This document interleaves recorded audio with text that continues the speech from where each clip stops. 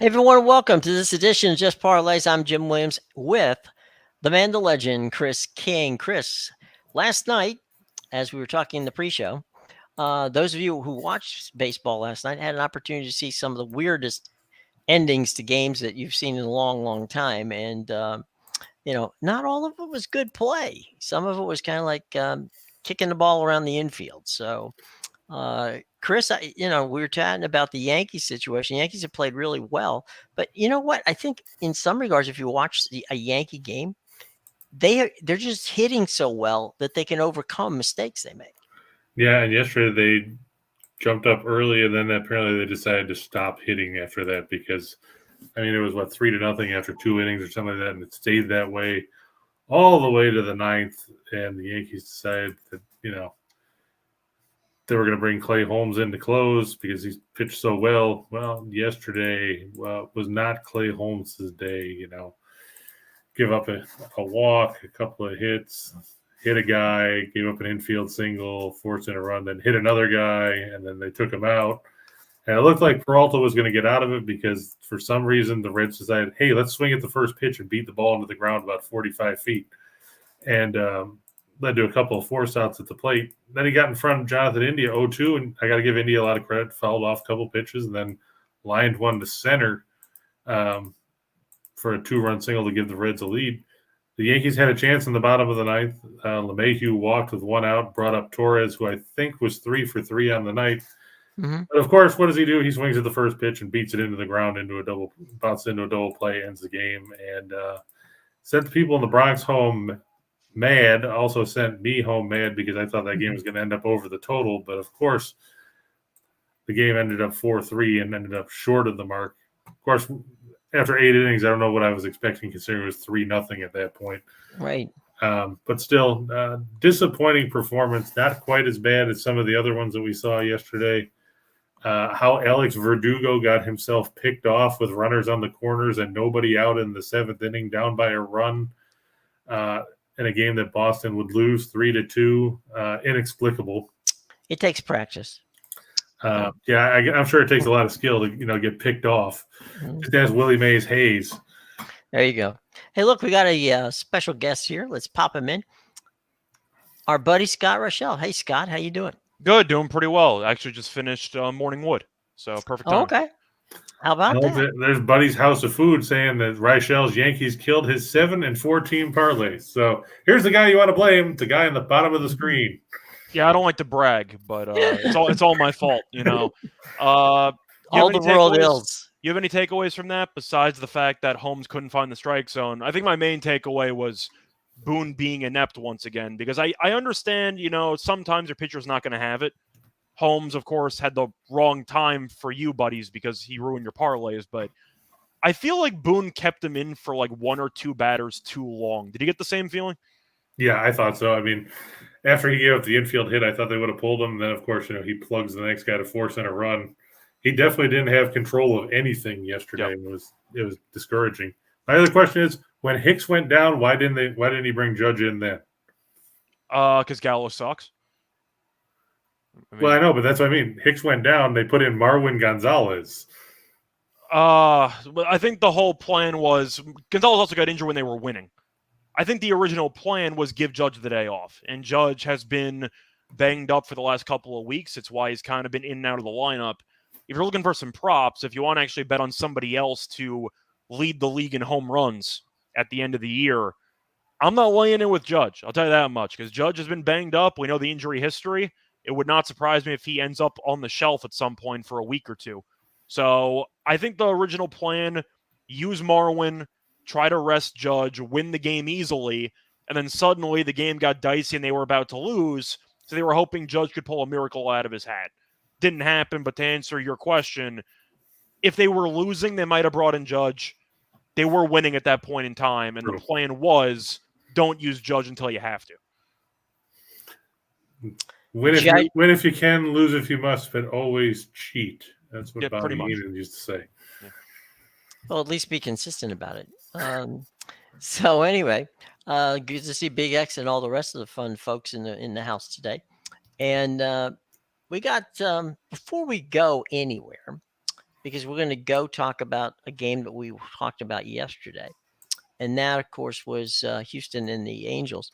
But first, we want to make sure that you take an opportunity, if you've never used the BetMGM app, definitely download the MGM app and you get a risk-free bet up to $1,000. Okay, so that's a pretty good deal. And in some states it's 21, in some states it's 18. Check it out. Our link is in the show box below. Remember, it is BetMGM. First-time customers get a free bet insurance up to $1,000, so you can bet on a game tonight. And if some things go right, if you don't pay attention to what Chris and Scott say, then you got an extra do-over. So that's not a bad thing. And we thank our friends at BetMGM for joining us. We also always say bet responsibly, and we will get back to them a little bit later. But we're going to go out to the Big A in Anaheim, where last night Houston did everything humanly possible to give the game away, but they ended up winning it in the end. Well, before we get there, Jim, I want to ask Scott. Okay, go ahead. You saw Charlie Montoyo was fired today. What does that do for the Blue Jays, you think, going forward? Well, they're only 2 games ahead of Baltimore, so I guess things got to get better before they get worse. I'm not exactly surprised by the move. Toronto had expectations, especially based on the win total of winning the division. And, of course, now they're in 4th, and they're only 2 ahead of Baltimore. So I'm not surprised. It seems like most people in Toronto weren't exactly a big fan of him, and now he handled the bullpen. Anytime you fire a manager, it's mostly a scapegoat move because you brought in a bunch of players who underperformed, and you have to blame somebody. I'm not surprised. I'm surprised he got fired before La Russa, if that makes sense. But, I mean, when it comes to the actual move, Toronto's got to do something. And they got too much money invested in too many players, so they tried to jumpstart a sudden push. I'm not surprised by it. You? I'm sure Steen would tell you he's surprised that Mike Matheny still has a job, too. They had no expectations, though. So. Yeah, but Steen's been waiting for him to get fired since opening day. That's fair. In the case of Montoyo, yeah, I guess you're right because of the fact that, they expect to be a lot better than what they are. They went 1-6 on that trip to Seattle and Oakland. It was can't rough. lose 2 out of 3 to the A's. I know we had Crystal, one of our commenters all the time, talking about how their heads weren't in it because of the tragic death of Mark Budzinski's daughter in the tubing accident and everything. I don't know if John Schneider is going to magically turn this team around all of a sudden. And for no Rye, this isn't John Schneider that you know as Bo Duke from the Dukes of Hazzard. This is a different guy. I looked just to make sure. But it's going to be interesting for the Blue Jays the rest of the season. They did promote Casey Candell, who's been managing down with Buffalo in the International League, to be the interim bench coach. The Blue Jays have to do something. I mean, they've had pitching issues. Sometimes they don't hit. Other than that, they're great. They tried to give the game away yesterday multiple times to the Phillies. And speaking of the Phillies, got to give them credit for hanging in despite being minus several key players like Real Muto yesterday. That was the weird part, is that they fired him off of a win. Yeah. Which you don't see that often. But either way, I know you mentioned what they're trying to do or if it's going to work. It probably won't. But if you're in a crashing plane and you have no idea what to do, what do? You hit every button. You start hitting every button and you hope you can figure out a way to save it. So Toronto's trying to do whatever they can to avoid either a massive trade and blowing the whole team up, and changing the manager can maybe jumpstart something. We saw it worked for a couple weeks there with Philly. It completely did not work with Nevin and the Angels because Nevin was the worst third base coach in the league and he became a manager, so I don't really understand that one. But well, it was Madden before it was Nevin. No, I'm saying they fired Madden, but the interim came in and it didn't change anything. Right. But the idea is, in principle, before we fully blame the players and trade a decent portion of the team, we'll blame the guy in charge of making the decisions, and hopefully that jumpstarts something. So it's a last-ditch effort of Toronto to try getting back on track. I don't think it's going to work, but this was the obvious move to make with an underachieving team. You blame the manager and you tell the players, we'll figure it out. My favorite is when they fire the hitting coach. Yeah. It's like, really? Okay, that's the reason. That's what Arizona did last year. Yeah. I mean, if they fire the hitting coach, they fire the pitching coach.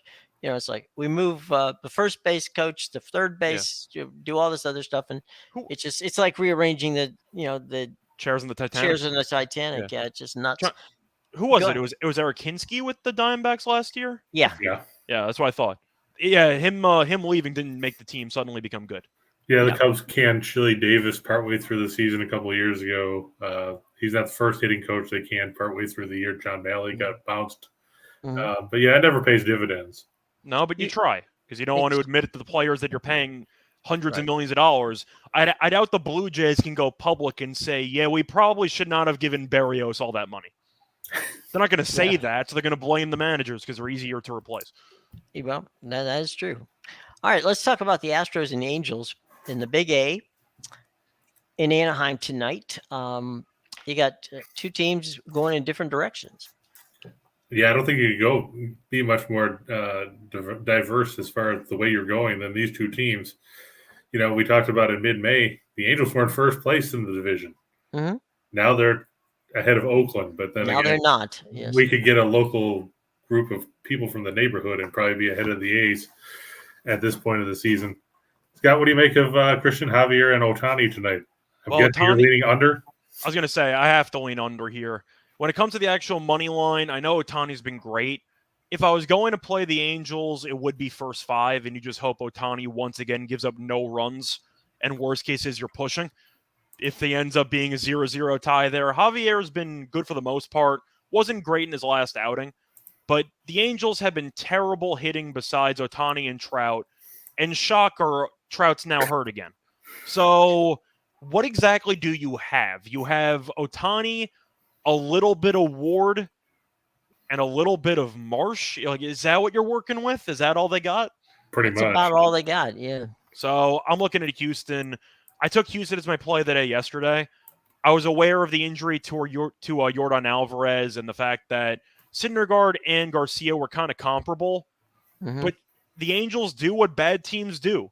They lose games they probably either should win or should be competitive in. Mm-hmm. It was a miracle they were even competitive yesterday. They scored 5 runs while only recording 2 hits, which is ridiculous. But the Astros are a good team, and they fully embrace the next man up approach. I think if you want to take the Astros, maybe jump in early or jump in after they fall behind 1-0 or something like that. But I like the under because both teams are missing key bats, and the Angels couldn't hit anyway. So I'm going with the under. It's like you said, you know, the Angels, to quote Kay Stevenson, the former Bills coach in the 80s, find ways to steal defeat from the jaws of victory. And they do that a lot. And, you know, basically, like you said, Ohtani's probably going to have to go 7 innings for them to even hang in this game. And if he doesn't, you go to that Angels bullpen, which is... And they burned Iglesias yesterday. Yeah, that's true. And he didn't look good yesterday either, walking guys and... The pitch to Altuve was borderline, but it was called a walk. Well, you know, if Angel Hernandez was the umpire, you know, it would have been a strike. Right. Yeah. You know, if so would have everything else. And the thing, Ohtani's last outing was pretty good. He's given up no earned runs in his last 4 outings. He's been unbelievable. But they can't score, and now you're missing Trout. And I'm assuming Trout's going to end up on the IL either this week or hell at some point later on in the season. You know what's going to happen, but the Angels can hit. Houston's bullpen was surprisingly awful yesterday. Still the number 1 bullpen ERA in the league. But Javier's all those unearned runs. Yeah, Javier's talented, though, and you're looking at a situation where you might see a 2-1 game in the 7th inning, and nobody would be surprised. So I like the first 5 under. I think it's 3.5. I don't mind the full game under. The Angels' bullpen kind of scares me a bit. But both teams are just missing so many guys. I mean, Jordan's not available on one side. Trout's not on the other. This is just under or pass for me if I'm looking at it. Yeah. So, all right, let's move on, Chris, from the Astros and the Angels. And we got the Rays and the Red Sox, and they had an interesting game last night. Chris Sale looked pretty good. Yeah, I actually like this line a lot better when I think it was minus 155 yesterday when I did this for my pick of the day because I like McClanahan a lot better than I like Winkowski. But let's face it, Boston's dropped both games in this series. Now they're 3rd in the AL East instead of 2nd. And it's tough to go against McClanahan. I mean, the reason why he didn't get his 10th win in his last start was they didn't score any runs against Cincinnati of all teams. Yeah. That was just discouraging. And then we had to watch Matt Whistler balk off the winning run. in the bottom of the 10th. Basically, this boils down to pitching. I have no faith in Winkowski. He's struggled his last couple starts. It's tough being a young kid. I know Tampa Bay doesn't exactly have a lineup that bowls anyone over, but you're looking here, and he struggled against the Yankees. He pitched okay against the Cubs, still took a loss. He beat Cleveland, he beat Detroit, he beat Oakland, and he lost to Baltimore. There's not a great track record there. None of these teams really match up pitching-wise with what McClanahan does. I don't remember who he faced in that start against the Yankees. Oh, that wasn't the Cole game, was it? No. Scott, what do you make of Josh Winkowski? Have you seen enough of him? I've seen enough of him. It's just not very good, but I have seen enough of him. The way that I'm looking at it, I think there's two ways to play this. If you want to back McClanahan, you could either take the run line. I know they're the home team, but you're getting an extra $1 of value, and you turn 182 into plus 120, which I think is very appealing. I don't necessarily mind a Red Sox team total under. I know it's going to be low, but if you're really concerned about Tampa's inability to hit, especially with Franco now being out for about 2 months, I do think you can make it a case for McClanahan just to shut the door. They're kind of related. Like if Boston scores 3-4 runs against McClanahan, I guarantee you the Rays are not going to cover the run line anyway. So True. It kind of comes down to how you want to look at it. But I'm not a big fan of Winkowski. The Red Sox already won the World Series. They had back-to-back comeback wins against the Yankees in July. So I'm not exactly surprised they had 2 underwhelming performances against Tampa, because those were the 2 most meaningful wins they've had of the entire season. And it seemed emotionally they weren't fully ready for the trip to the Trop. I'll go with Tampa, either run line or the team total under for Boston. But McClanahan, I mean, he's favored to win the Cy Young for a reason. He's really, really good. Winkowski's not. Do you see value on the money line now at minus 182? Because I think that's a little bit steep for me. I think it's run line or pass. Yeah, I liked it a lot better. Like I said last night when I did it, it was, I think, minus 155 or 156, something like that. Like that I would take, but this is a little bit much. Yeah, you see obviously the line shift. The team total for Boston at 3.5 is minus 115 to the over, minus 110 to the under. I don't mind that. So maybe a first 5 team total under if you really want to only back McClanahan. You could probably get that at 1.5. Yeah, let's see. It's Tampa Bay has 16 guys on the injured reserves list. So they're starting to run out of guys. They're very close to their AAA farm club coming up. But there's the crazy thing is they're still in the hunt in that wild card race. They seem to always be in the hunt. No matter who they have, they fully embrace the next man up mentality. They were one of the first teams to really showcase that, where you look at the roster, kind of like Major League in the beginning, where they look at the newspaper at the spring training roster and go, who the hell are these guys? That's kind of Tampa halfway through every year. But that's why I kind of say even if you don't like Winkowski, but you're still concerned about the injuries for Tampa, that's why I made the case for the team total under for Boston.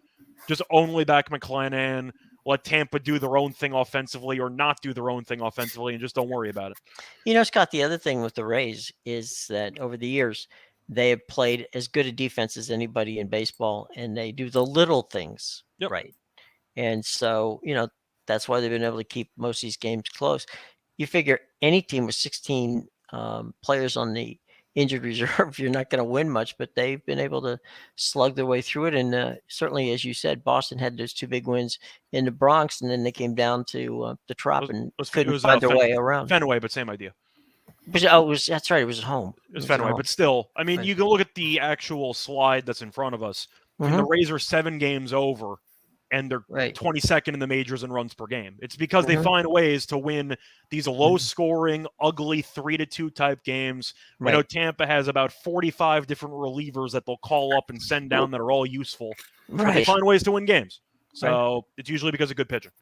Now, Buddy's asking about the Marlins on the money line and the Padres on the money line, Scott. Pablo Lopez and JT Brubaker going in South Beach. Joe Musgrove and Chad, I wish I was cool, going in Coors Field. So I have not looked at the slides. I'm assuming you might have a slide already for Musgrove. I haven't done a slide, but I actually liked San Diego there. I did it I think that Musgrove, he's pitched well against Colorado in his career. He's 4-2, ERA of 1.21. He's pitched well at Coors Field, 101, 277 ERA there. Cool. I can't figure him out because he's good for a start and then he's bad for a couple starts. And then he's good again. He had that good start or that complete game shutout against the Dodgers. And then since then, he's given up 9 runs in 10 innings against the Diamondbacks. Yeah. So you have figured him out. There's just a pattern there. Right. Hey, James has a quick football question. He wants to know if Jimmy G is going to Seattle. First and foremost, Jimmy G can't go anywhere until he's cleared by the 49ers because he's on the injured list. So you can't trade an injured player because they can't. You're not allowed to do physicals on players before they're cleared. So anything that goes on with Jimmy G in San Francisco isn't going to happen for at least, I would imagine, till midway through training camp at the very earliest. I don't think it's likely. The question is Jimmy G going to be that big of an upgrade over Drew Lock?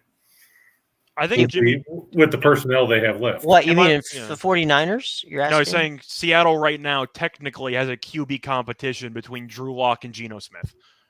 Yeah, Geno Smith. So you can argue that Jimmy G would be a potential option. I just think Seattle's going to tank. I'm not sure how you're fully going to tank when your coach is about 85 years old, which is kind of an interesting approach. I think the one thing you got to remember here, which is why I don't think Jimmy G is going to get traded to Seattle, especially. Right. You're trading in your own division. Never happens. That never happens. So I don't think that's going to happen in this case. And this might be a bit of a hot take. I don't know what the odds are. I would take Garoppolo to start week 1. He might. I think he's going to. I don't think Trey Lance is very good. I'm just going to say it. So, which would be a waste of the 3rd overall pick. Jimmy G is not great, but you know what you get. And you know that San Francisco wants to run the ball with Mitchell and hell, even Deebo Samuel on occasion, a couple of times per game. But they want to run the ball mostly, and they know Jimmy G is a game manager. They were still very close to making the Super Bowl. I think Garoppolo is a big reason why they're limited offensively. But would it shock me if the Niners get a bit complacent and use Jimmy G week 1? No, I think he's going to start week 1 in my opinion. Well, Kyle Shanahan is not a gambler. Okay? No, not at all. And so I think in Kyle's situation, he knows that Jimmy knows the offense. And if he feels, to your point, Scott, if he feels like this guy's not going to hurt me, he's a good game manager. As long as he can't hurt me, I'm okay. But yeah, they're not going to trade in the division. That never happens, and definitely not going to happen between San Francisco and Seattle. But I'm going to ask though, who do you think gives the Niners a better chance to either win the division or make a deep playoff run? Garoppolo or Trey Lance? Right now, Garoppolo. So I don't think they're going to trade Steve Bono over Trey Lance. I'm just saying. I get that we can call Trey Lance. It's a little bit early to call him a bust, but I saw nothing in the brief instances that he was actually the quarterback against Arizona, and it didn't look great. But Garoppolo is a guy who I don't think has a large ceiling, but his floor isn't that bad. And I think it's good enough for the Niners to get by because there's really not many quality alternatives right now. But you look back in history, guys, where teams who were built all around defense and won, Trent Dilfer won a Super Bowl with the Ravens defense. Brad Johnson won a Super Bowl with the Tampa Bay defense. I mean, you don't have to have, a quality, and when I say quality, at least a name quarterback to make it happen. You just need somebody who's not going to get you in trouble.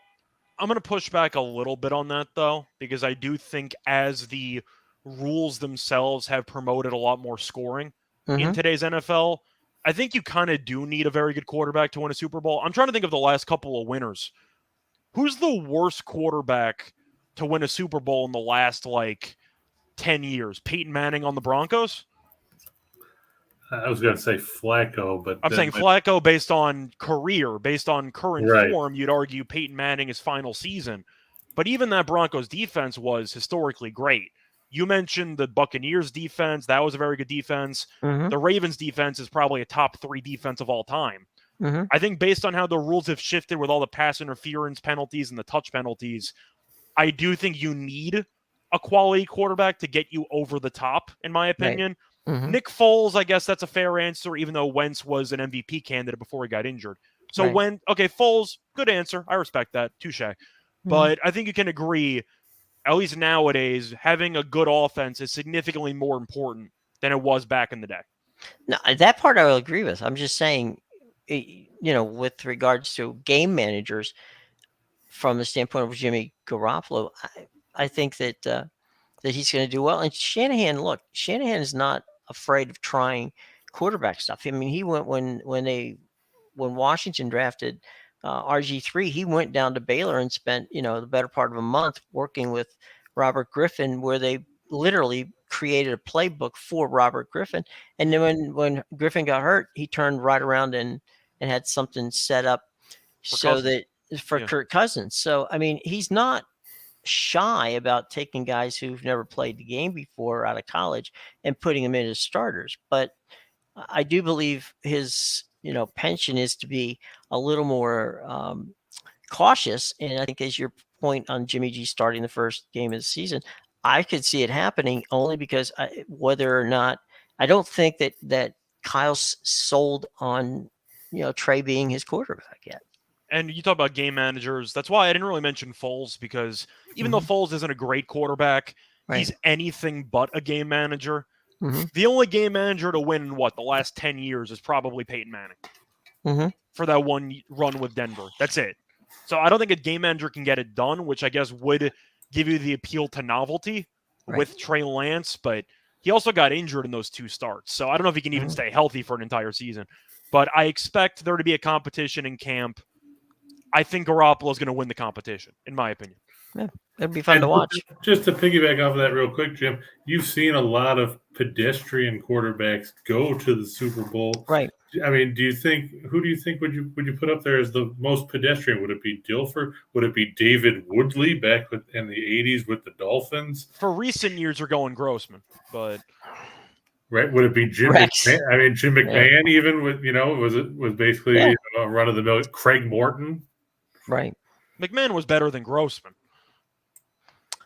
McMahon was better than Grossman, yeah. So I think Grossman's going to be on the shorter list, at least the leader in the clubhouse for Bears options for worst quarterback in a Super Bowl.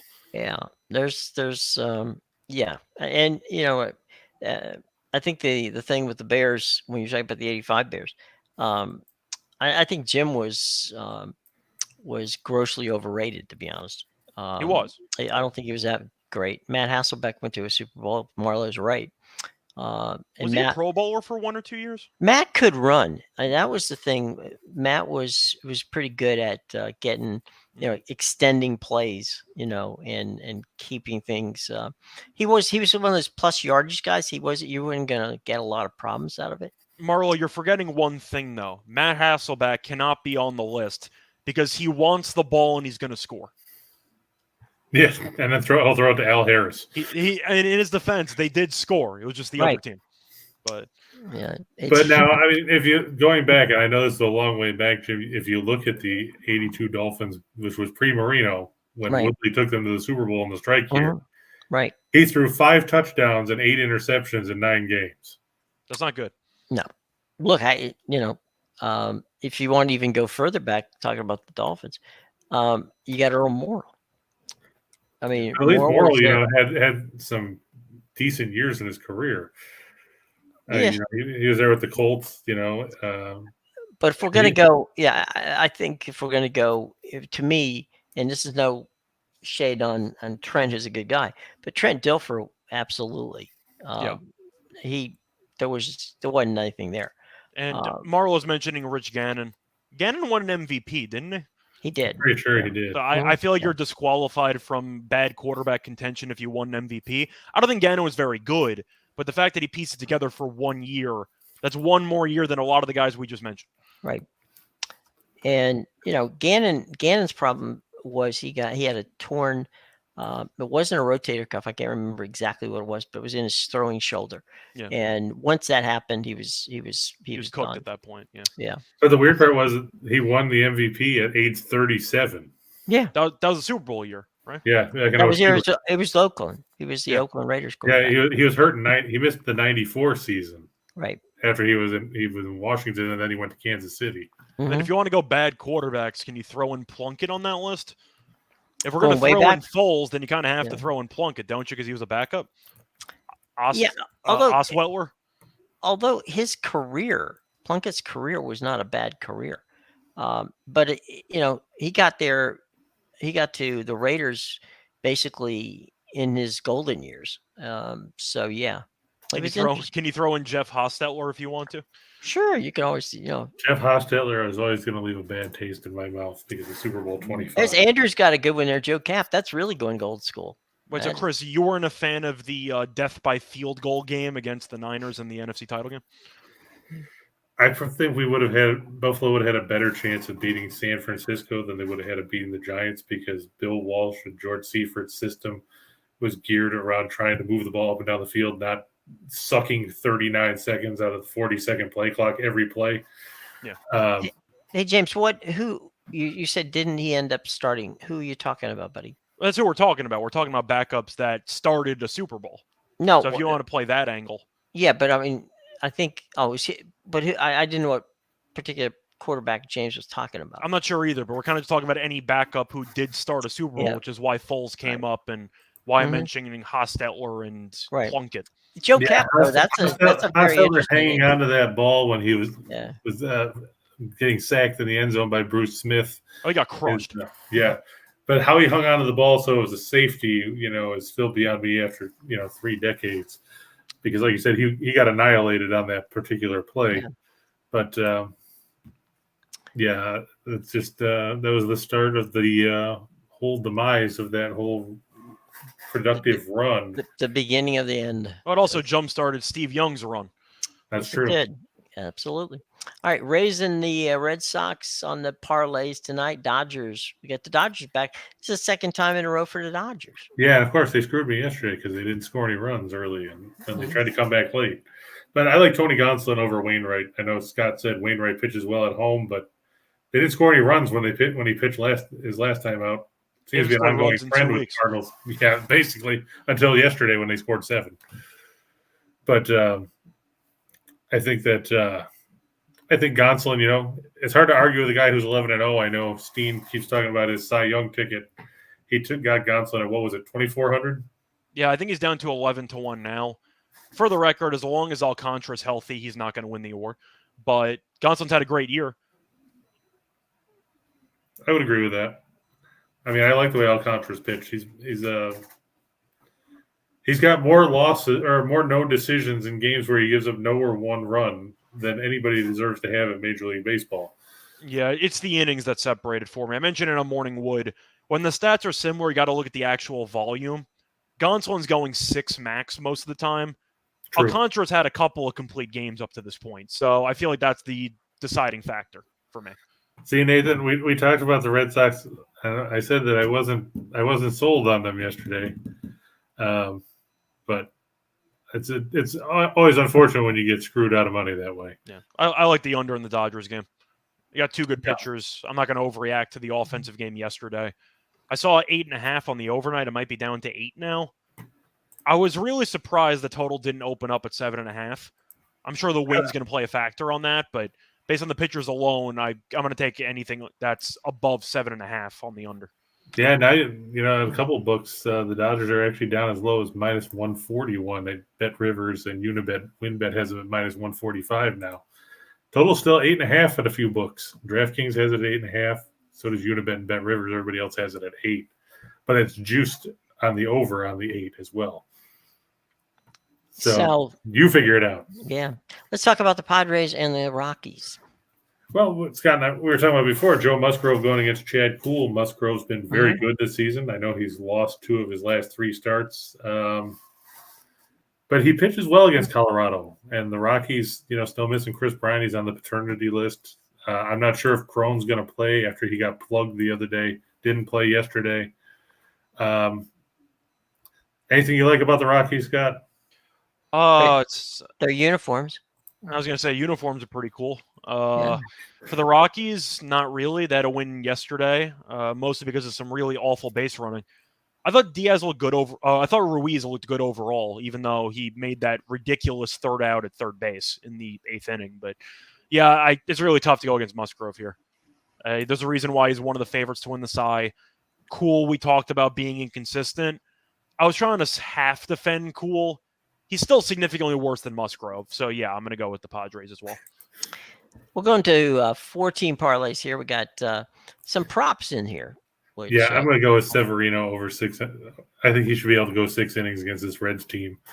Like we said, Cincinnati did nothing until the 9th yesterday, and then all of a sudden they decided, hey, let's get a bunch of base runners, because they did squat against Garrett Cole. I don't see him having a whole lot more success against Severino. One thing I am hoping for is that the Yankees have a little more offensive success against Mike Minor than they had against Ashcraft and company yesterday. Disappointing performance, I think you have to say, at the plate for New York. It was a good start. They scored like 3 runs in the first 2 innings and then just did nothing for the rest of the game. Due to contractual obligations, Texas Rangers do have to play the Oakland A's tonight. I thought about putting Miami in there, and I meant to, and I just forgot. I saw the Rangers had John Gray going against Blackburn. Mm-hmm. Not sold on Blackburn. He's basically the A's version of Eddie Harris, where all he throws is junk. And Texas has played decent ball other than that 8-run 12th they gave up yesterday. You give up 8 runs in an inning to the A's. That's impressive. I mean, it was just horrifying. They're batting practice pitchers that can do better than that. I know, and the sad part was, like I told Rachel last night, we were texting back and forth, the A's had 3 hits in the inning and scored 8 runs. Wow. I'm going to take the White Sox. This is a battle of attrition. I'm sure you know Giolito and Savale pitching. Right, yeah. It's Talk about like batting practice. Last man standing.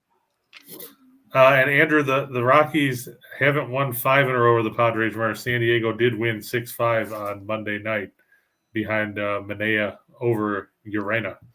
Point is, the Rockies have been pretty good against the Padres, but I don't. How much do you really buy into the season numbers when there's that big of a pitching differential? Because at some point, you kind of pass the point of no return where you can talk about the head-to-head in a close pitching matchup. It's why I liked Houston over the Angels yesterday. But in this spot, I'm not going to go against Musgrove for Chad Kuhl. Yeah, like I said, Kuhl had that great start against the Dodgers, and then his last 2 starts against, a mediocre, and let's be honest, that's probably being generous. I'll tell you who's been actually a decent back recently for the Rockies. If you want to back Gomber, he's actually won a couple of outings in a row. Well, no, I was talking about, Kuhl's last 2 starts against the Diamondbacks. Like I said, he gave them 9 runs in 10 innings. Yeah. Sure, Colorado won both those games 6-5. But, can you put faith in him doing that against winning 6-5 against San Diego with Musgrove on the mound? I don't see them getting 6. And that Rockies bullpen was atrocious yesterday. Continuing a trend. Yeah. Right. So. Yeah. Speaking of bullpens, the Phillies and the Blue Jays. The Phillies bullpens, the starters giveth, and the Phillies bullpen giveth away. It's the new manager game, though. Yeah, I'm just backing Zach Wheeler here over Stripling. When I did this, Montoyo hadn't been fired yet. Does that change anything for you? Not terribly. I mean, like you said, it could turn things around, but we've seen it go both ways, where it helped one team for a couple weeks and it didn't help the Angels. I don't know if it's going to help Toronto. I was half joking. You're going to give me plus money on Wheeler against Stripling. I'm going to take it. Yeah, I was surprised that they were. I mean, I know Real Muto's not there because he's on the restricted list and everything, but still. Rice said the Phillies bullpen has been decent lately. They have. They've had the best bullpen in the league for the last month and change. Well, odd, isn't it?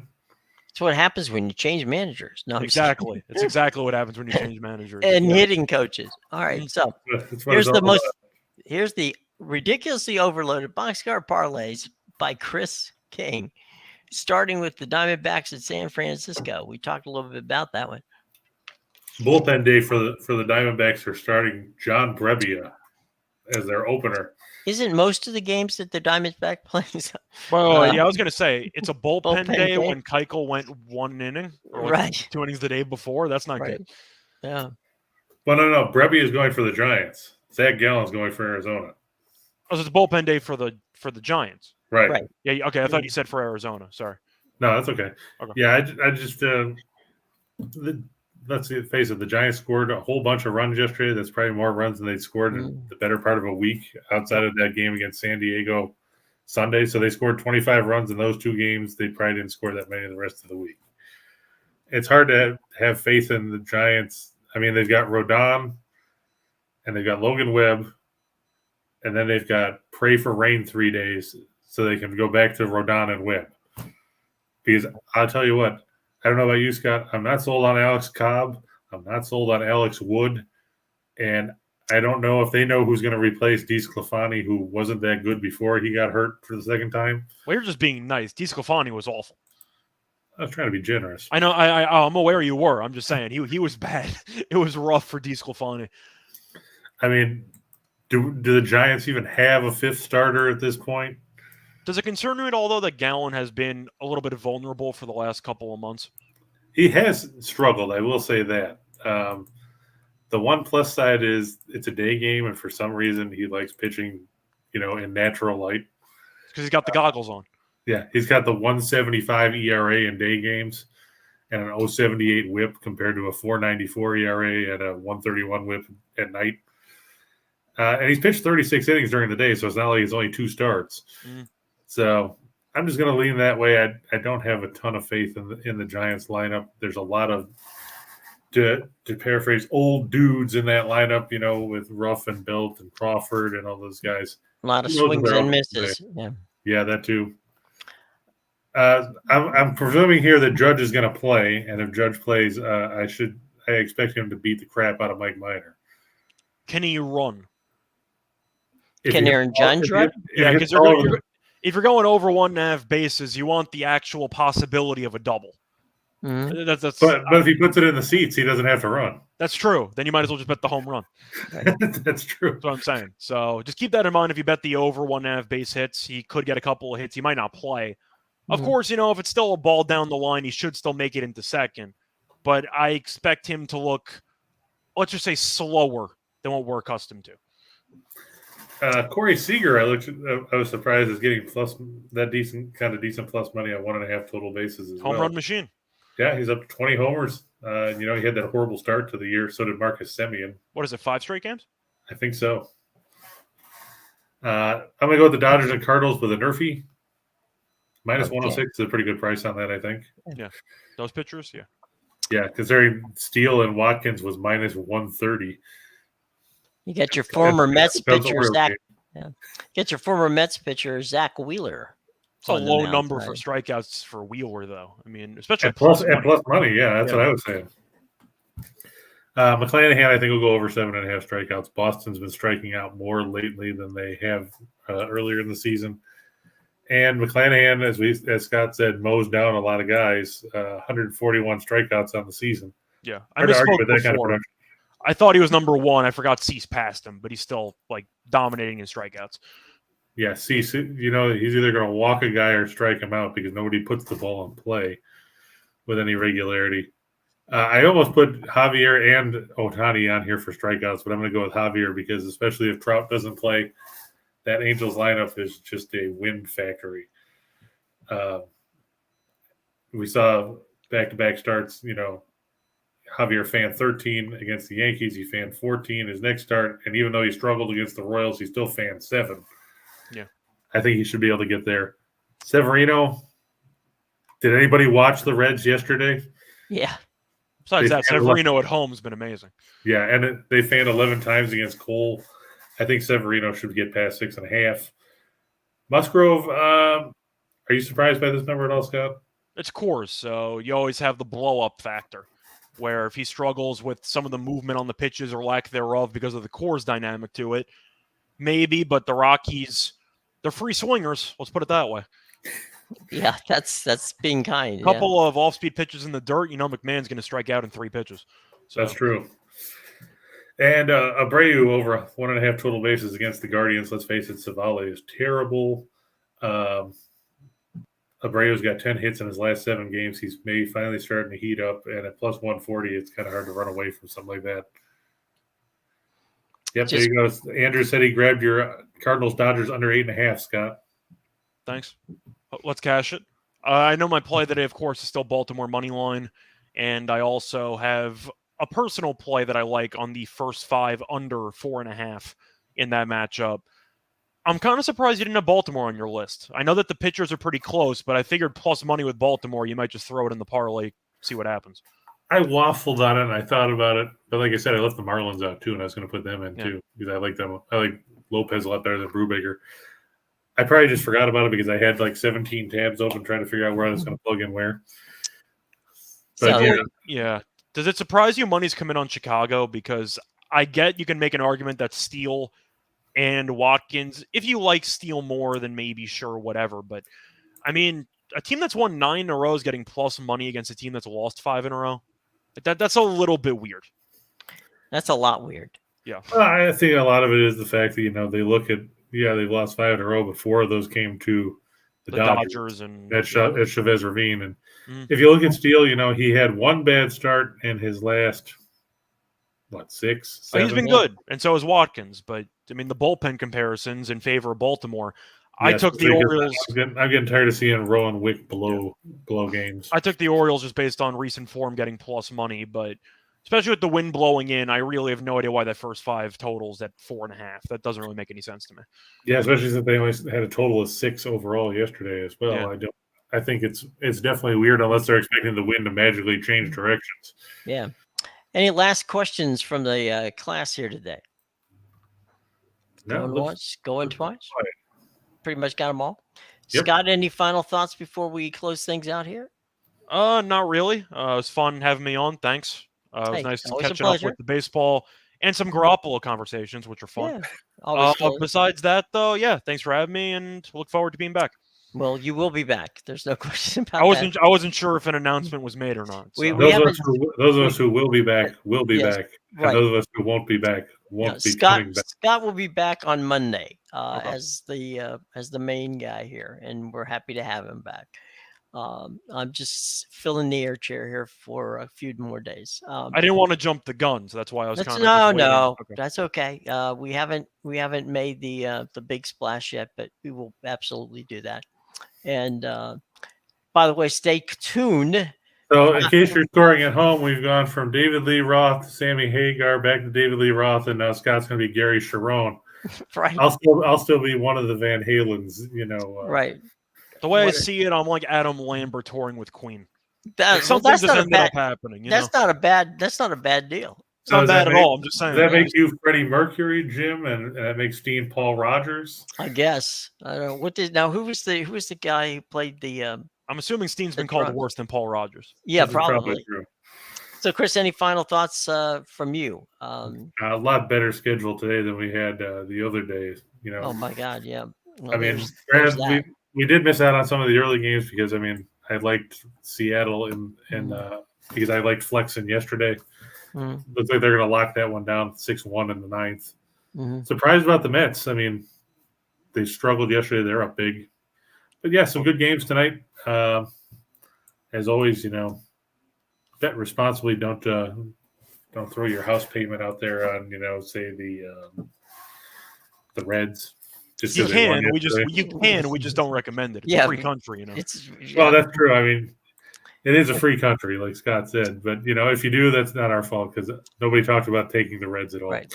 And before we get out of here, we just want to thank our friends at BetMGM. Remember that if you download the app and use it for the first time, you're going to get risk-free up to $1,000 in bet insurance. So if you make a bet and it doesn't work out, up to $1,000 you got covered from BetMGM. And as the boys have just said, always bet responsibly and check out the link in the show. And Ryan plugging the NASCAR show Friday. Where are we going for NASCAR this week? I forgot too. Is it New Hampshire? No. I don't. Where are we going for NASCAR this week? Does Ryan know? Is it? Yeah, he's more on top of it than the rest of us. I do research, just not this early in the week. Right, that's what I mean. Let's see. We're headed to New Hampshire.